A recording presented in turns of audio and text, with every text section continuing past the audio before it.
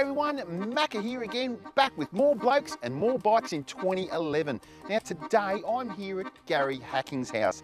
He's got a very special vintage big bore. It's a 1984 model RM500 full floater. Now, it's a pretty special bike, but before we go and check it out, I've got to get suited up. Right, let's go and have a look.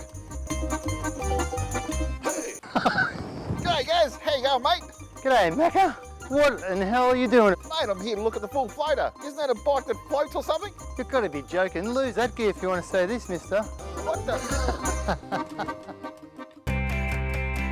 Now Gaz, I've never seen so many Suzukis. Mate, you've got a fantastic shed here. You've got some great stuff. We've got some old body armour hanging up over there. Now, I noticed in the corner over there, you've got a jet ski. Apparently you were pretty gun on a jet ski, is that right? I had a crack at it. I was lucky enough in the early 90s. I won the Australian surf titles and a number of state titles as well. Okay, now this is the bike we've come to see, the mighty RM500 1984 model. Gaz, when did you get this? Well, this is not the first one I've had, Macca. I've had 3 or 4 of these in the last couple of years. A lot of guys want them, I sell them, build another one. It's stock standard except for the DG pipe and muffler. Bit of bling and also makes the bike a lot more rideable. Why Suzuki? What is your passion about Suzuki? It's all my old man's fault, really.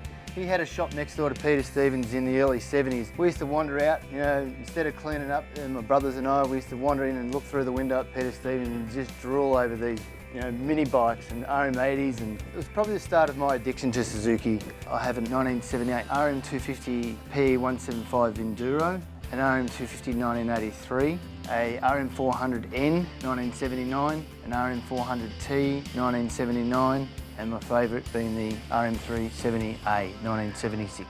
That's a full Motocross Fox factory replica bike. Out of all these bikes, which bikes have you actually bought and which bikes have you actually built?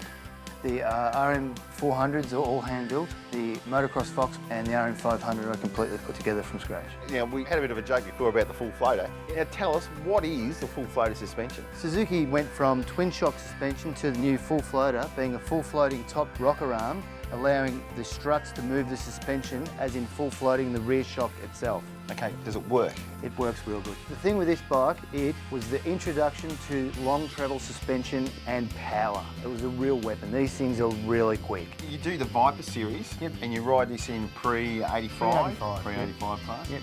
Do you see many other Suzukis in the pre-85? There's a couple of guys that are riding to Suzukis. Now also too, you're good mates with Ray Vandenberg, yep, or Goof. Yep. Now Goof actually won Mr Motocross. He did on indeed. an RM500, one of these. To see Goof ride back in the early 80s and win Mr Motocross on one of these things was a dream for most of us. He was on a big board and he was so fast on the thing. To hear the thing going up the straight at Broadford was fantastic. The thing that amazed me about Goof, it was like a tea-towel flapping in the breeze. He yep, was just hanging off the thing and it was just amazing to see him ride.